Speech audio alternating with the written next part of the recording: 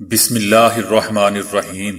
السلام علیکم دوستو، دنیا بھر کی خبروں میں آج آپ سنیں گے، لیکن اس سے پہلے اگر ہو سکے تو لائک، سبسکرائب اور بیل آئیکن کا بٹن ضرور دبا لیں۔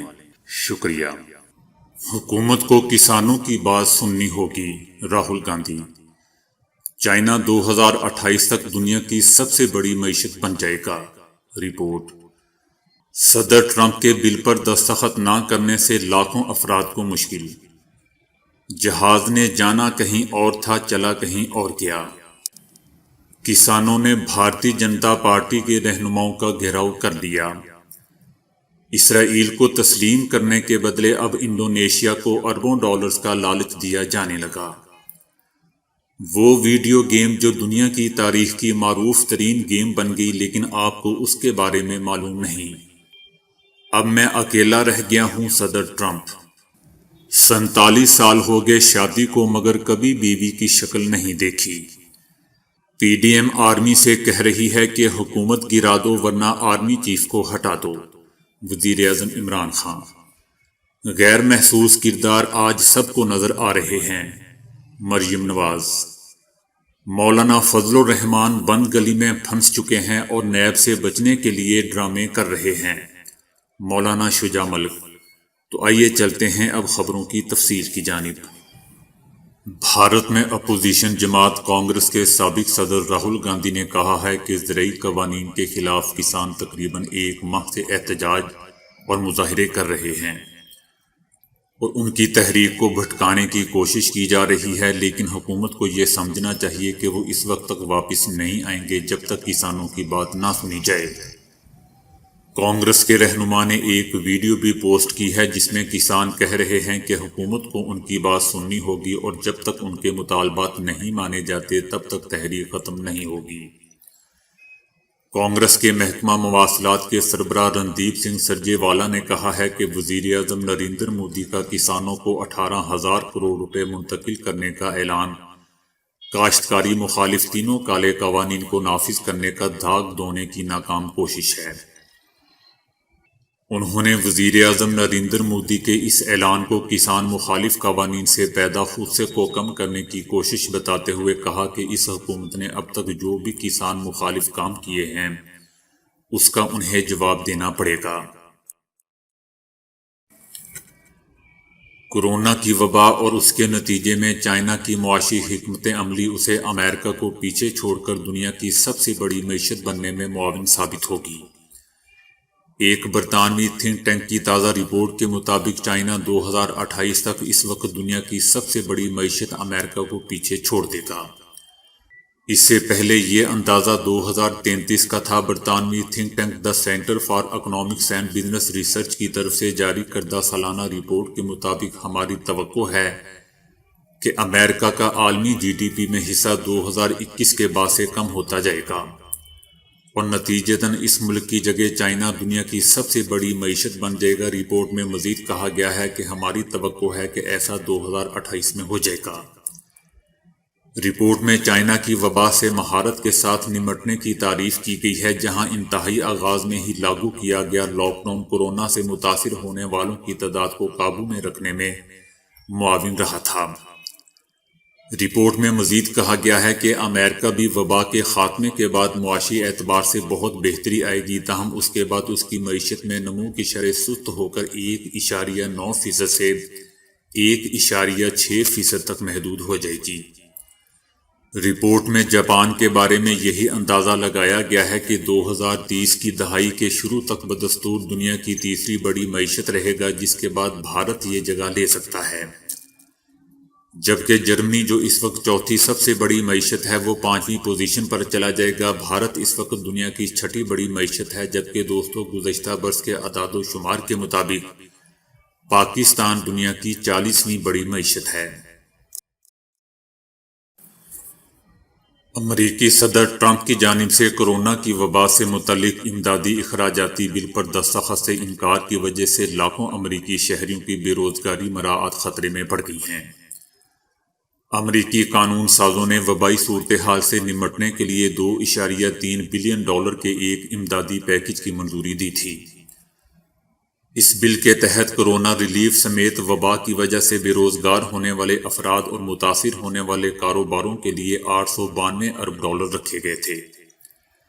تاہم صدر ٹرمپ کا کہنا ہے کہ وہ اس بھاری امدادی پیکج سے متفق نہیں ہیں۔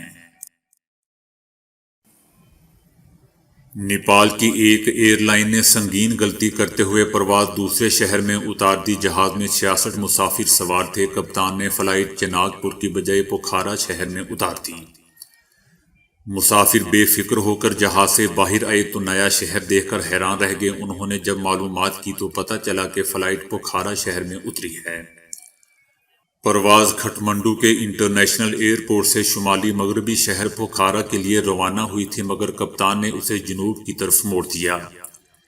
ان دونوں شہروں کے درمیان تقریباً 400 کلومیٹر کا فاصلہ ہے۔ ایئر لائن کے سی ای او نے بتایا کہ کپتان سے رابطہ منقطع ہونے کی وجہ سے اپنی نوعیت کا یہ منفرد واقعہ پیش آیا ہے، جو ہمارے لیے شرمندگی کا باعث بنا ہے۔ انہوں نے بتایا کہ تمام مسافروں کو دوسری پرواز کے ذریعے ان کی منزل تک پہنچا دیا گیا ہے۔ ایک خاتون مسافر کا غصے سے کہنا تھا کہ ایئر لائن کمپنی نے فلائٹ آپریشن مینول کر دیا ہے، اس لیے ان کا جہاز اپنی مرضی سے کہیں بھی اتر سکتا ہے۔ بھارتی ریاست پنجاب میں بھارتیہ جنتا پارٹی کی تقریب کے دوران احتجاج کرنے والے کسانوں نے ہوٹل کا گھیراؤ کر لیا، جس کے بعد پولیس نے بی جے پی کے رہنماؤں کو ہوٹل کے پچھلے دروازے سے فرار کروایا۔ کسان یونین کے مظاہرین نے اس ہوٹل میں مظاہرہ کیا جہاں بی جے پی قائدین سابق وزیر اعظم اٹل بہاری واجپئی کی سالگرہ منانے جمع ہو گئے تھے۔ مظاہرین نے دعویٰ کیا کہ یہ ہوٹل ایک بی جے پی کارکن کی ملکیت ہے اور وہ ایک کمپنی کے بھی مالک ہیں۔ کسانوں نے کہا کہ وہ اس کمپنی کی مصنوعات کا بائیکاٹ کریں گے جو مویشی اور مرغی کی خوراک کا بزنس کرتی ہیں۔ متعدد مظاہرین نے ہوٹل کے باہر احتجاج کیا اور بی جے پی قائدین اور کارکنوں کا گھیراؤ کیا، جو کاشتکاروں کا احتجاج شروع ہونے سے پہلے ہی اندر داخل ہونے میں کامیاب ہو چکے تھے۔ پولیس نے بتایا کہ جو لوگ اندر داخل ہوئے تھے انہیں پولیس سیکیورٹی میں ہوٹل کے پچھلے دروازے سے ایک ایک کر کے باہر نکالنا پڑا تاکہ انہیں مظاہرین سے بچایا جا سکے۔ ان میں بی جے پی ضلعی اور مقامی عہدیداران بھی شامل تھے۔ امریکہ نے اس وقت اسرائیل کو دیگر ممالک بالخصوص مسلمان ممالک سے تسلیم کروانے کی ایک عالمی مہم شروع کر رکھی ہے، جس کے تحت اب تک متحدہ عرب امارات، مراکش اور بحرین سمیت کئی ممالک سے اسرائیل کو تسلیم کروایا جا چکا ہے، اور اب انڈونیشیا کو اربوں ڈالرز کا لالچ دیا جانے لگا ہے۔ امریکی ادارے انٹرنیشنل ڈیولپمنٹ فنانس کارپوریشن کے سربراہ ایڈم بوہر نے اسرائیل کے دورے کے دوران کہا ہے کہ انڈونیشیا کے ساتھ اسرائیل کو تسلیم کرنے کے معاملے پر بات چیت چل رہی ہے، اور اگر انڈونیشیا ایسا کرتا ہے تو ہم انڈونیشیا میں سرمایہ کاری کی رقم دوگنا سے زائد بڑھا دیں گے۔ اس وقت امریکہ کی طرف سے انڈونیشیا میں 1 ارب ڈالر کی سرمایہ کاری کی جا رہی ہے۔ ایڈم بوہر کا کہنا تھا کہ اگر انڈونیشیا اسرائیل کے ساتھ امن معاہدہ کر کے اسے تسلیم کر لیتا ہے تو ہم سرمایہ کاری کی اس رقم کو بڑھا کر 2 سے 3 ارب ڈالر تک لے جائیں گے۔ ان کا کہنا تھا کہ اسرائیل کو تسلیم کرنے کی مہم میں بہت جلد مزید ممالک بھی شامل ہوں گے۔ دوستو، یاد رہے کہ ترکی نے بھی اسرائیل کے ساتھ 2 سال سے منقطع سفارتی تعلقات ایک بار پھر بحال کر لیے ہیں۔ دنیا کی معروف ترین گیم کے بارے میں پوچھا جائے تو آپ کے ذہن میں پب جی اور دیگر ایسی چند گیمز آئیں گی، لیکن آپ کو یہ سن کر حیرت ہوگی کہ اس وقت دنیا کی معروف ترین گیم ایسی ہے جس کا بہت سو نے شاید نام بھی نہ سن رکھا ہو۔ اس گیم کا نام امنگ اس ہے، جو ایک multi player on line game ہے۔ نومبر کے مہینے میں اس کے 50 کروڑ سے زائد ایکٹیو صارف تھے۔ اس تعداد کے ساتھ ماہانہ ایکٹیو پلیئرز کی تعداد کے ساتھ یہ دنیا کی سب سے زیادہ کھیلے جانے والی گیم قرار پائی۔ اس گیم کو سپر ڈیٹا نامی مارکی ریسرچ فرم نے اپنی سالانہ رپورٹ میں دنیا کی سب سے زیادہ کھیلے جانے والی گیم بھی قرار دیا ہے۔ یہ گیم 2018 سے انٹرنیٹ پر دستیاب ہے، تاہم اس کی مقبولیت میں حال ہی میں اضافہ ہوا ہے، جس کی وجہ لاک ڈاؤن قرار دیا جا رہا ہے۔ میں اکیلا رہ گیا ہوں اور اسے میں کبھی فراموش نہیں کروں گا۔ صدر ٹرمپ نے کہا ہے کہ ریپبلکن پارٹی کے رہنماؤں نے انہیں انتخابی رزلٹ کو بدلنے کے معرکے میں تنہا چھوڑ دیا ہے اور اسے میں کبھی بھی فراموش نہیں کروں گا۔ صدر ٹرمپ نے ٹویٹ میں لکھا کہ میں نے ریپبلکن پارٹی کے کم سے کم 8 سینیٹروں کو انتخابات میں شکست سے بچایا، انہیں کامیابی دلوائی، جن میں ریپبلکن پارٹی کے صدر مک کانل بھی شامل ہیں، لیکن انہوں نے بھی میرا ساتھ چھوڑ دیا اور وہ ڈیموکریٹ کے ساتھ میری لڑائی کا صرف نظارہ کر رہے ہیں۔ دوستو، یاد رہے کہ ریپبلکن پارٹی کے صدر مک کانل نے 15 دسمبر کو جو بائیڈن کو صدارتی انتخابات میں کامیابی پر مبارکباد دی تھی۔ یہ دنیا عجیب و غریب واقعات اور اتفاقات سے بھری پڑی ہے جن میں کئی بار یقین کرنے کو دل نہیں چاہتا۔ میاں بیوی ایک دوسرے کی شکل، مزاج اور حالات سے پوری طرح واقف ہوتے ہیں، مگر سعودی عرب میں ایک بزرگ ایسے بھی ہیں جس کی شادی کو 47 سال ہو چکے ہیں۔ اس کی بیوی نے اس عرصے میں 10 بیٹے بیٹیوں کو جنم دیا، مگر وہ زندگی کے ان ہزاروں دنوں میں ایک بار بھی اپنے جیون ساتھی یا بیوی کی شکل نہیں دیکھ پائے۔ اس بزرگ کی ویڈیو نے سوشل میڈیا پر بے انتہا مقبولیت حاصل کر لی ہے، جس پر بہت سنجیدہ اور دلچسپ بحث جاری ہے۔ لوگ حیران ہیں کہ ایسے کیسے ممکن ہے؟ ایک ساتھ رہتے ہوئے بھی بیوی کے چہرے سے نا آشنا ہونا ناممکن سی بات لگتی ہے۔ بزرگ نے ایک نوجوان سے گفتگو میں بتایا کہ جوانی سے بڑھاپے میں داخل ہونے کے باوجود وہ اپنی بیوی کے چہرے سے نا واقف ہیں۔ جب سعودی بزرگ سے وجہ پوچھی گئی تو اس کا کہنا تھا کہ وہ قبائلی روایات اور اپنے شرم و حیا کے کردار کے زیر اثر کسی کے سامنے بھی اپنا چہرہ ظاہر کرنے کو انتہائی برا فعل خیال کرتی ہیں۔ بزرگ کا کہنا تھا کہ وہ اپنا چہرہ نہیں دکھانا چاہتی تھی، میں نے بھی اسے کبھی مجبور نہیں کیا۔ اس ویڈیو کلپ پر سوشل میڈیا پر بحث جاری ہے۔ ایک سعودی نوجوان کا کہنا تھا کہ یہ بزرگ سچ کہہ رہے ہیں، کیونکہ سعودی عرب اور یمن کے کچھ خطوں میں خصوصاً معرب کے علاقے میں بھی خواتین کا چہرہ اپنے خامند اور بھائیوں سے بھی چھپانے کا رواج ہے۔ حتیٰ کہ میری ایک خالہ کے شوہر اور بچوں نے بھی ان کا چہرہ کبھی نہیں دیکھا۔ ان کی شادی کو 26 سال ہو چکے ہیں۔ ایک اور ٹویٹر صارف نے بھی تائید کی ہے کہ اسے یونیورسٹی کے ایک سینئر استاد نے بھی اسی طرح کے کئی واقعات سنائے تھے جن میں شوہروں نے اپنی بیویوں کا ساری عمر چہرہ نہیں دیکھا تھا۔ وزیر اعظم عمران خان کا کہنا ہے کہ نون لیگ اور پیپلز پارٹی نے ملک میں بدترین کرپشن کی، اگر ان چوروں کو کسی حکومت نے NRO دیا تو ملک سے غداری کرے گا۔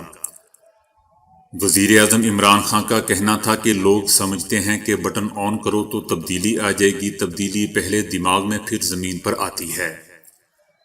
وزیر اعظم کا کہنا تھا کہ اپوزیشن نے جیسے آرمی پر حملہ کیا اس طرح تاریخ میں کبھی نہیں ہوا۔